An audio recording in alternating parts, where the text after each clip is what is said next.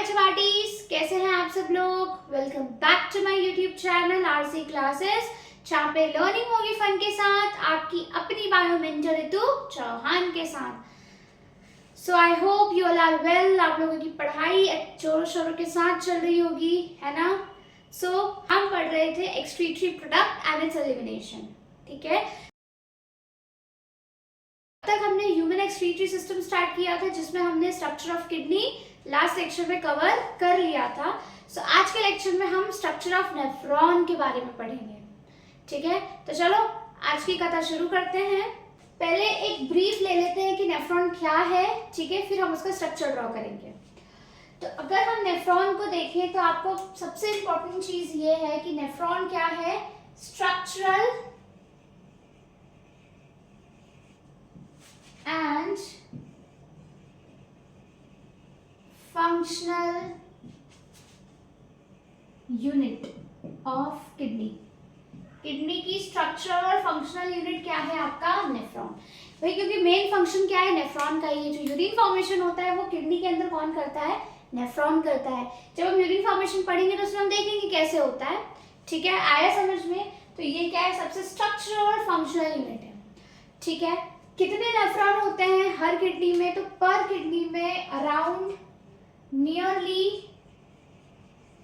1 million nephrons होते हैं। कितने होते हैं, 1 मिलियन नेफ्रॉन। ठीक है, पर किडनी, एक किडनी में नियरली 1 मिलियन नेफ्रॉन्स होते हैं। ठीक है, अगर आपको याद होगा लास्ट लेक्चर में मैंने आपको बताया था कि नेफ्रॉन किडनी को हमने दो पार्ट में डिवाइड किया था। सबसे बाहर वाला कॉर्टेक्स रीजन था, अंदर की तरफ था मेडुलरी रीजन, राइट।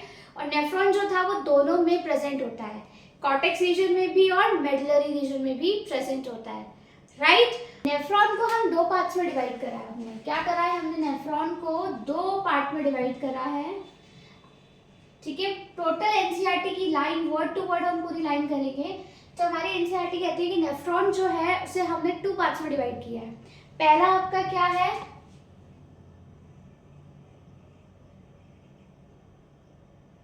ग्लोमेरुलस, और दूसरी रेनल ट्यूब्यूल्स। आया समझ में। Nephron is divided into 2 part, one is glomerulus and other is your renal tubules. ठीक है, रेनल ट्यूब्यूल्स। तो ग्लोमेरुलस क्या है, तो हमारी एनसीईआरटी बोलती है ये क्या है, टफ्ट ऑफ कैपिलरीज। गुच्छा है किसका, कैपिलरी का।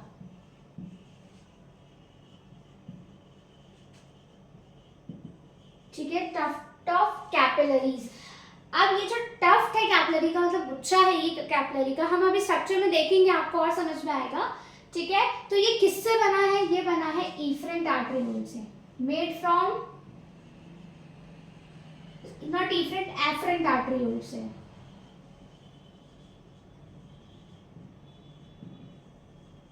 अभी आप सिर्फ टर्म समझ लो।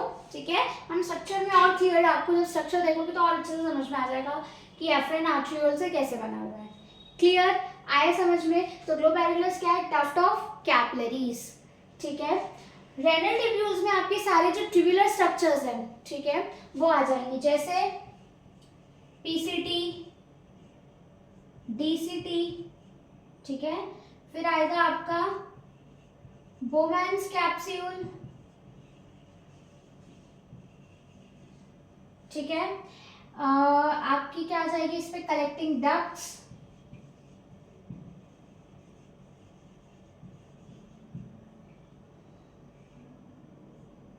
आपका इसमें क्या आ जाएगा,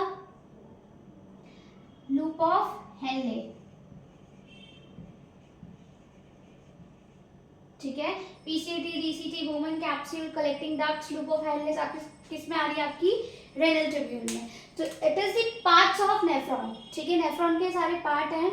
ठीक है, तो चलो अब हम क्या करेंगे, इसका स्ट्रक्चर ड्रॉ करेंगे। So this is the structure of nephron. ठीक है, ये नेफ्रॉन का स्ट्रक्चर है।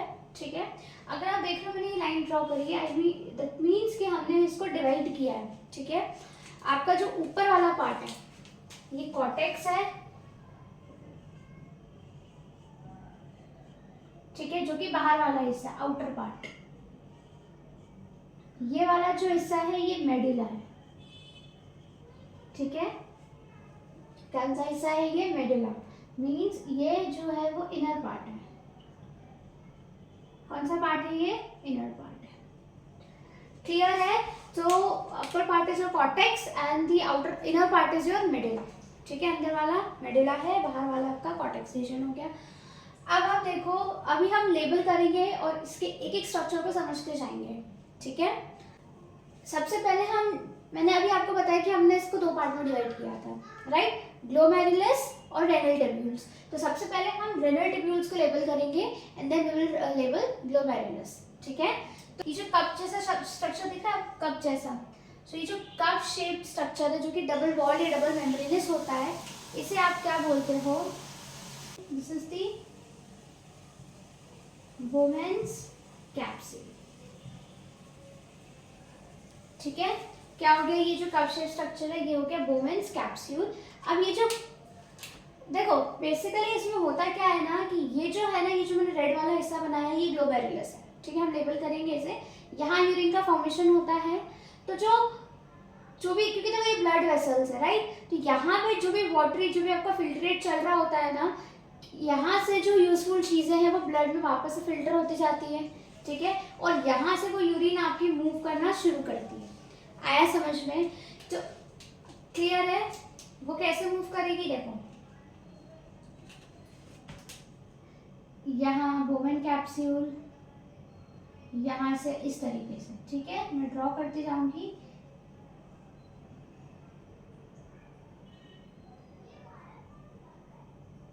ठीक है, आया समझ में? तो ये तो बोमेन कैप्सूल जो है वो आगे जाके क्या बना रहा है? वो एक हाईली कॉइल्ड स्ट्रक्चर बना रहा है जिसे आप क्या बोलोगे? पीसीटी। क्या बोला मैंने इसे? पीसीटी। पीसीटी मतलब प्रॉक्सिमल कॉन्वोल्यूटेड ट्यूब्यूल। क्या है ये? प्रॉक्सिमल कॉन्वोल्यूटेड ट्यूब्यूल है ये, ठीक है। और इधर ही आप अगर देखो तो एक और आपको हाईली कॉइल्ड स्ट्रक्चर दिख रहा है ये, ठीक है। ये क्या है? DCT, distal convoluted tubule. क्या है? डिस्टल कॉन्वोल्यूटेड ट्यूब्यूल, ठीक है। अब मैंने इसको पीसीटी क्यों बोला और मैंने इसको डीसीटी क्यों बोला? तो सिंपल चीज है, उसमें एक दो वर्ड है, एक प्रॉक्सिमल और एक डिस्टल। जब हम हमारी बॉडी की बात करते हैं ना, तो जो चीज हमारी बॉडी से दूर है उसे हम डिस्टल बोलेंगे, डिस्टेंस पर है, और जो पास में उसे आप प्रॉक्सिमल बोलोगे। तो देखो अगर मैं मेरे हैंड की बात करूं, ठीक है, तो मेरी जो फिंगर्स है वो मेरी बॉडी से दूर है, ये पूरा मेरा आर्म है, और इसका जो ये वाला हिस्सा है ये मेरी बॉडी से दूर है, राइट। सो ये डिस्टल पार्ट हो गया, बट जो मेरी बॉडी के पास है वो प्रॉक्सिमल पार्ट है। तो क्योंकि ये क्या है? ग्लोमेरुलस के पास है, इसलिए ये पीसीटी, प्रॉक्सिमल कॉन्वोल्यूटेड ट्यूब्यूल, और क्योंकि ये दूर है तो ये डिस्टल कॉन्वोल्यूटेड ट्यूब्यूल। आया समझ में? अब पीसीटी आपको आगे समझ में, हाईली कॉइल्ड स्ट्रक्चर है। अब एक हेयर पिन, हमारी एनसीईआरटी बोलती है कि ये एक हेयर पिन लाइक स्ट्रक्चर है, ठीक है। यहाँ से इस तरीके से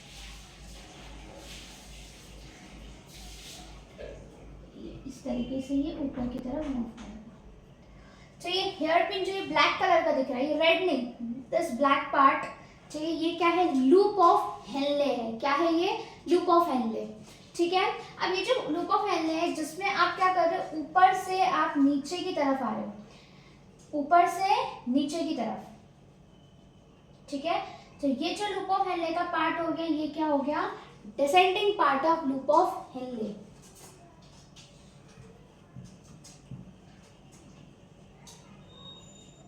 descending limb of loop of Henle, ठीक है। और यहां से फिर ये ऐसे इस तरीके से ऊपर की तरफ जा रहा है, तो जो पार्ट उसका नीचे से ऊपर की तरफ जा रहा है इसे आप क्या बोलोगे? Descending limb of loop of Henle. ये लूप ऑफ हेनले का असेंडिंग पार्ट है, ये डिसेंडिंग पार्ट है, क्लियर है। अब यहां से ये कहां जा रहा है? डीसीटी में, ठीक है। अब डीसीटी से जो ये यूरिन है ये कहां जाएगी? एक कॉमन डक्ट है जिसे आप बोलते हो कलेक्टिंग डक्ट। क्या है ये? Collecting duct.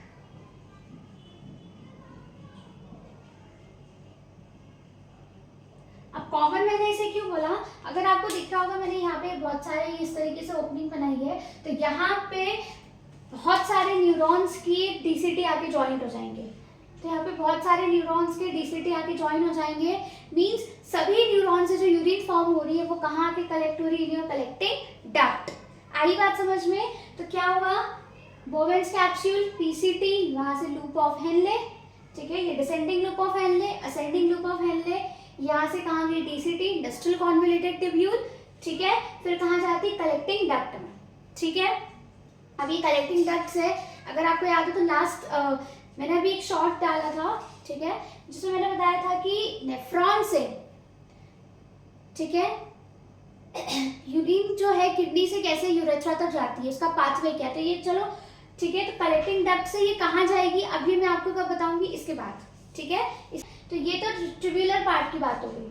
अब मैं बात कर रही हूँ किसकी, पूरे, देखो इसमें सिर्फ हम ग्लोमेरुलस की बात नहीं करेंगे, पूरे ब्लड वेसल की बात करेंगे आपकी किडनी के अंदर या नेफ्रॉन के अंदर जो ब्लड वेसल्स है, ठीक है। अब देखो क्या होता है कि जो रेनल आपकी आर्टरी है, आपको पता है किडनी में ब्लड लेके कौन आती है, रेनल आर्टरी, और किडनी से ब्लड कौन लेके जाती है, रेनल वेन। लास्ट जो हमने लेक्चर या लास्ट जो आपने चैप्टर पढ़ा था सर्कुलेटरी सिस्टम, उसमें मैंने आपको बताया था कि बेसिकली ब्लड वेसल्स जो है वो कैसे डिवाइड होती है, कि मैंने आपको बताया था, मैं यहाँ बताती हूँ, ठीक है। जो मेन आर्टरी होती है वो जैसे अंदर आके बहुत सारे आर्टरियोल्स में ब्रेक डाउन हो जाती है, ठीक है। आर्टरियोल्स कैपिलरी से जुड़ जाती है, कैपिलरी वेन्यूल से मिलेगी और फिर वेन्स के थ्रू ब्लड से बाहर आ जाएगी, बॉडी ऑर्गन से बाहर आएगी। याद आया, आर्टरी अंदर आई, अंदर आके बहुत सारे आर्टरियोल्स में डिवाइड हो गई, ये आर्टरियोल्स आगे जाके कैपिलरीज में डिवाइड हो जाते हैं, ठीक है। ये वेन्स की कैपिलरीज और ये मिक्स हो जाएंगे यहाँ पे, अगर आपको ये नेटवर्क याद आ रहा हो, ठीक है। और फिर ये कैपिलरीज इधर वेन्यूल्स, और वेन्यूल्स जो है वो वेन्स, और वेन्स बॉडी के और ऑर्गन के बाहर ब्लड को लेके जाएगी। आया समझ में? तो कुछ इस टाइप का ही नेटवर्क यहाँ आपको मिलेगा। तो देखो रेनल आर्टरी, कौन सी आर्टरी, मैं यहाँ लिख रही हूँ, ठीक है, renal artery.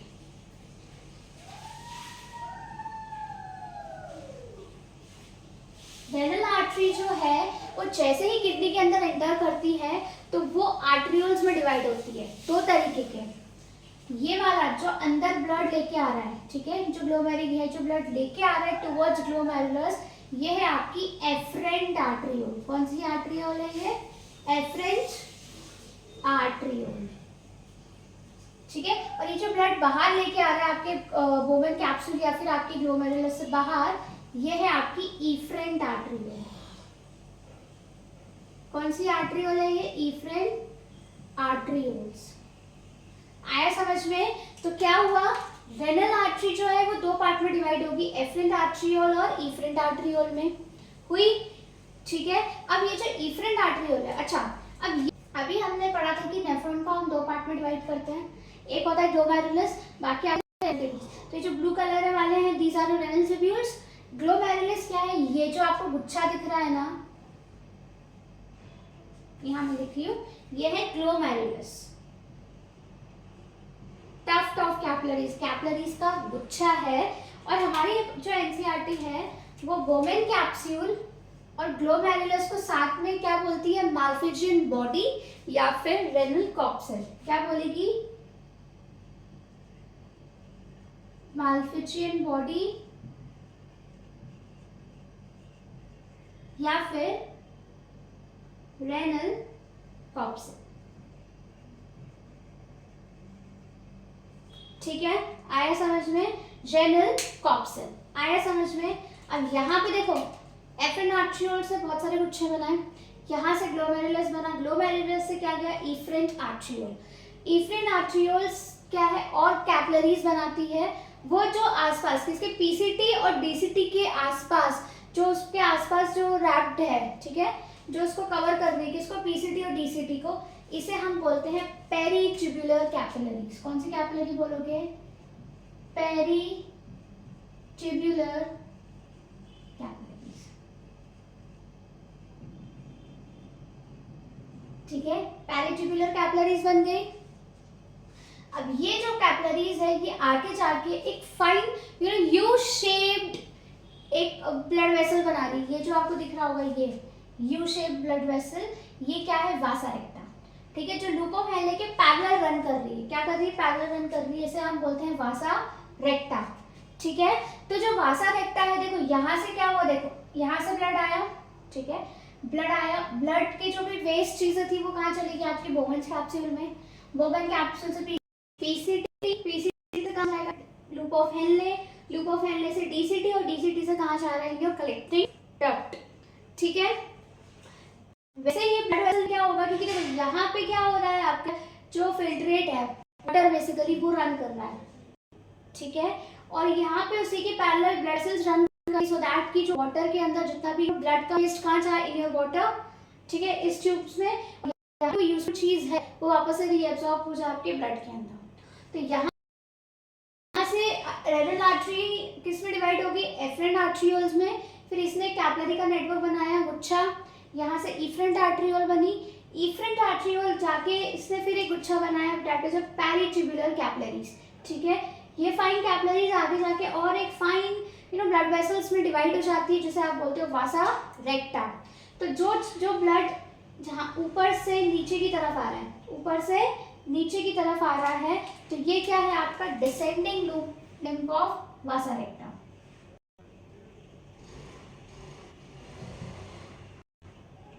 Descending lymph of वासा रेक्टा। ठीक है, ये क्या हो जाएगा? अब ये जो है, जो नीचे से ऊपर जा रहा है, so this is your ascending limb of vasa recta। और ये यहाँ जाके कहाँ पे जाएगी? रेनल वेन में। ठीक है, तो यहाँ से फिर यहाँ से बॉडी के बाहर ब्लड चला, सॉरी किडनी के बाहर ब्लड चला जाएगा।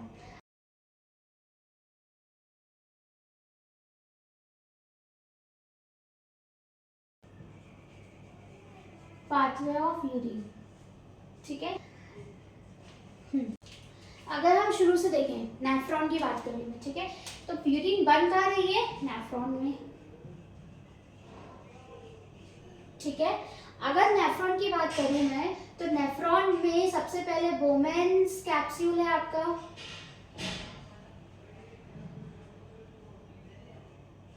ठीक है, बोवेन कैप्सूल से कहाँ गई? पीसीटी, पीसीटी से कहाँ गई? DCT, loop of Henle, loop of Henle से कहाँ गया था? डीसीटी, और डीसीटी से कहाँ गई थी? Collecting duct. ठीक है, याद आया? कहाँ गई थी? Collecting duct. बहुत सारे नेफ्रॉन से सारी की सारी इकट्ठी कहाँ गई? कलेक्टिंग डक्ट में। अब नेफ्रॉन से ये कहाँ जाएगी? आपकी पैपिलरी डक्ट में। आई hope you could have remember कि पैपिलरी डक्ट में हम लोगों ने पिरामिड, इस तरीके का पिरामिड बनाया था किडनी के अंदर। मैंने उल्टा बना दिया, ये इधर बनता है वो इधर बनता है, उसमें पैपिलरी डक्ट्स थी।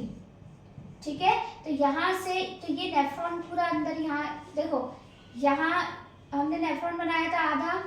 ठीक है, यहाँ से होते हुए कलेक्टिंग डक्ट से वो कहाँ आ जाएगा? इन्हें पैपिलरी डक्ट। पैपिलरी डक्ट से फिर ये कहाँ गया था? माइनर कैलेक्स, माइनर कैलेक्स से कहाँ गया था? मेजर कैलेक्स, मेजर कैलेक्स से कहाँ जाएगी? रेनल पेल्विस,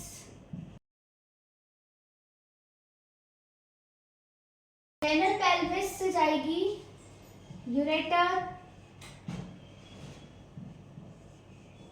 यूरेटर से कहाँ जाएगा? Urinary bladder.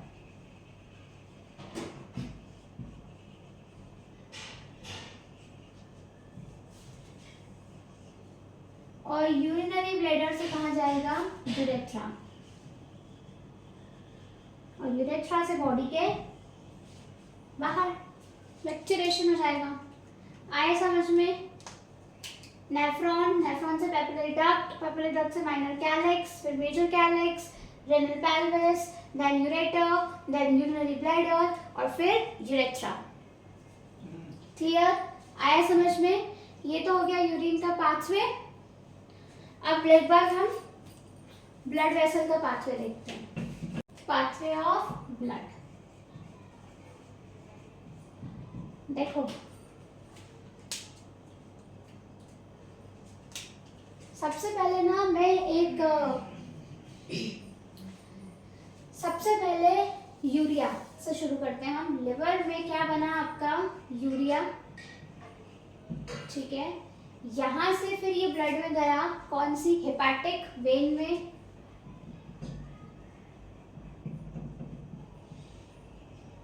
हेपाटिक वेन से ये कहाँ जाता है?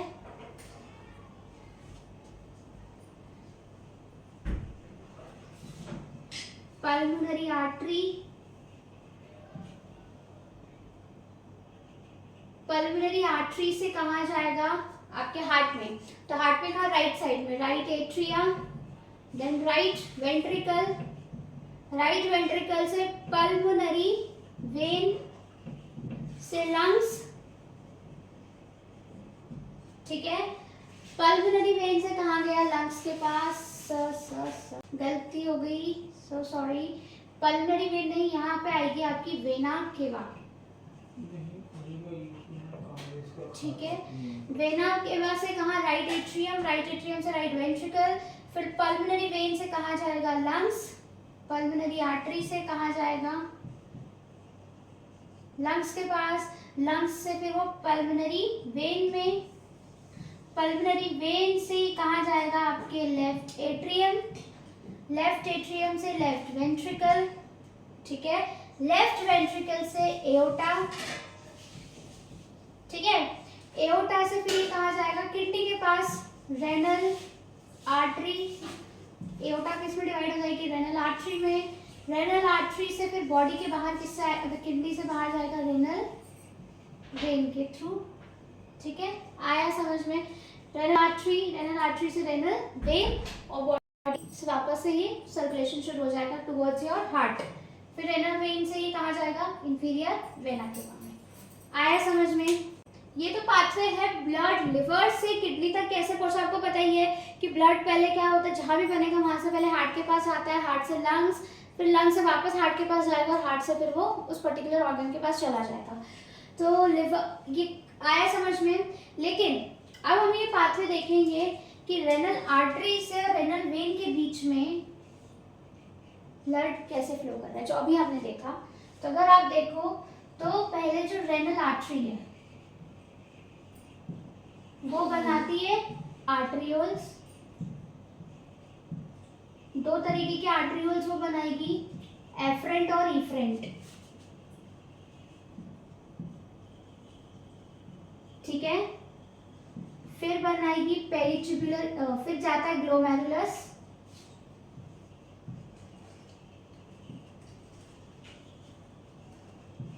फिर पेरिट्यूबुलर कैपिलरीज,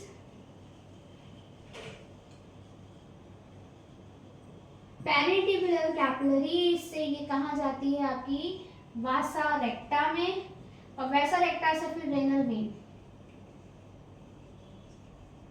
और रेनल वेन से वापस ब्लड कहाँ चला जाता है? आपके वेना केवा में, है ना। फिर वही वापस से ऐसे सर्कुलेट होगा, ये चलता रहेगा, ठीक है। अब अगर आप ये देखो, क्या देखो कि मैक्सिमम यूरिया कहाँ होगा? जहाँ पे बन रहा है ना, यहाँ से बन के निकल रहा है, तो मतलब मैक्सिमम आपकी हेपाटिक वेन में होगा, यहाँ मैक्सिमम होगा, और सबसे कम कहाँ होगा? रीनल वेन में, ठीक है। क्योंकि हाँ ऑलमोस्ट आपने बॉडी के बाहर निकाल दिया रीनल वेन में, है ना। तो बाकी आपने क्या करा है? बॉडी के बाहर निकाल दिया। थोड़ा बहुत उसमें होगा, क्योंकि थोड़ा बहुत जो यूरिया होता है वो मैंने आपको बताया था कि किडनी जो है बचा के रखती है, ठीक है, फॉर ऑस्मो रेगुलेशन, ठीक है। आया समझ में? तो आई होप ये जो पाथवे है ये आपको क्लियर होगा, ठीक है। अब हम देखेंगे टाइप्स ऑफ नेफ्रॉन। दो तरीके के नेफ्रॉन होते हैं,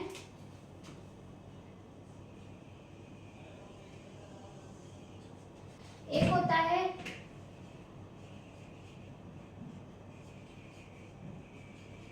कॉर्टिकल नेफ्रॉन, ठीक है, और दूसरा होगा आपका जक्स्टा मेडुलरी नेफ्रॉन। अब हमने जो इसे डिवाइड किया है, ये इसकी पोजीशन, इसका जो ग्लोमेरुलर होता है, जो मालफिशियन बॉडी होती है, मींस ग्लोमेरुलस और आपका क्या वुमेन कैप्सूल, इसके लोकेशन के बेसिस पे हमने इसे डिवाइड किया है, ठीक है। अगर आप डायग्राम में देख रहे हो तो कॉर्टिकल नेफ्रॉन जो होता है, इसका ग्लोमेरुलस जो होता है वो कॉर्टेक्स रीजन में होता है, वेयर एज जो जक्स्टा मेडुलरी नेफ्रॉन होता है, इसका जो ग्लोमेरुलस होगा वो आपको कहाँ देखने को मिलेगा, जक्स्टा मेडुलरी रीजन में, ठीक है। अब जक्स्टा मेडुलरी रीजन क्या होता है, तो देखो हमने दो पार्ट में डिवाइड किया, ठीक है, आपने इसको दो पार्ट में डिवाइड किया, ये हो गया कॉर्टेक्स, ये हो गया आपका क्या नीचे मेडुला।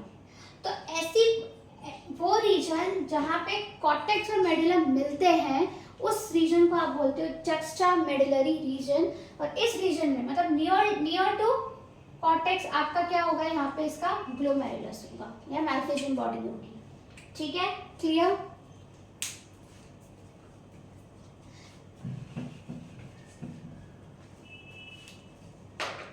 तो पहला डिफरेंस क्लियर है क्या, कि इसकी जो पहला क्या है कि जो मालफिशियन बॉडी है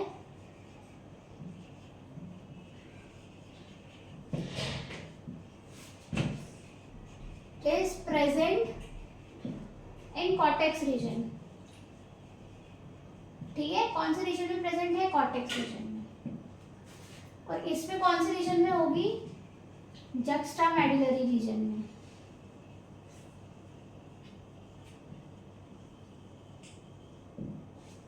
ठीक है। सेकेंड इसका क्या, सेकेंड डिफरेंस क्या है कि ये कितने परसेंटेज है, तो कॉर्टिकल नेफ्रॉन सबसे मैक्सिमम होते हैं, मतलब 80%, नियरली कितने होते हैं, 80% के आसपास होते हैं, और ये होते हैं 15 to 20%, हाँ, ठीक है, 80-85% होते हैं, ठीक है। थर्ड डिफरेंस जो होगा इनका वो ये है कि इसमें लूप ऑफ हेनले प्रेजेंट होता है, क्या होता है, शॉर्ट होता है, loop of Henle is short, और इसमें लूप ऑफ हेनले जो होता है ये लॉन्ग होता है। देखो इसमें लूप ऑफ हेनले लॉन्ग होता है, इसमें शॉर्ट होता है, और अगर आप ध्यान से देखो डायग्राम में तो ये जो है इसका कॉर्टिकल वाला जो नेफ्रॉन है, उसका जो लूप ऑफ हेनले है वो सिर्फ थोड़ा सा ही मेडुलरी रीजन में होता है, जबकि ये डीप एम्बेडेड होता है आपके मेडुलरी रीजन में, एक्सटेंड कर जाता है, डीपली एक्सटेंड करता है मेडुलरी रीजन में।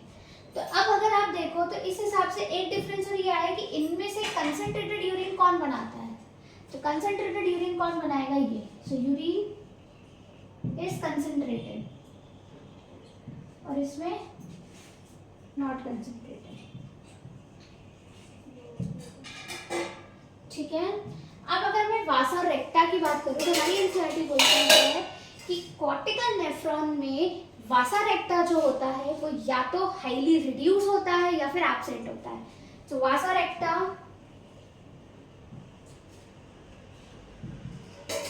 एब्सेंट और हाईली रिड्यूस, इसमें वासा रेक्टा प्रेजेंट होगा, ठीक है। सो आई होप आ गया होगा आपको समझ में। So that's all for today, आज के लिए सिर्फ इतना ही। नेक्स्ट लेक्चर में हम करेंगे यूरिन फॉर्मेशन, ठीक है। आई होप आपको मेरे सारे लेक्चर समझ में आ रहे होंगे, पसंद आ रहे होंगे। So don't forget to like, share and subscribe my channel, ठीक है। और अगर आपको कोई भी डाउट है तो do let me know in the comment box, ठीक है, मैं आपके डाउट को क्लियर करूंगी। Thank you so much, all the best.